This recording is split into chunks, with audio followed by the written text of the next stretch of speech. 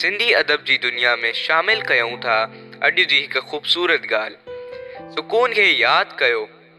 हाणे जॾहिं बि अव्हां को पुरसुकून मंज़र ॾिसो त पंहिंजूं अखियूं बंदि कयो ऐं उन मंज़र खे पंहिंजी यादगिरीअ में महफ़ूज़ करे छॾियो। अहिड़नि पुरसुकून मंज़रनि जी हिकु सहेड़ पंहिंजे ज़हन में महफ़ूज़ करे वठो ऐं जॾहिं दिलि चयो त उन्हनि खे यादि करे वठो, उन तस्वीर खे पंहिंजे ज़हन में फिरण ॾियो। इहा दर्द जी दवा बणिजी पवंदी। रद्द अमल जी जाइ ते अमल कयो। सुकून तॾहिं ईंदो आहे जॾहिं असीं पाण ते ज़ाब्तो हासिल कंदा आहियूं। जॾहिं बि को मसइलो साम्हूं अचे थो त हिकदमि उन जो शिकार बणिजी रद्द अमल न ॾियो।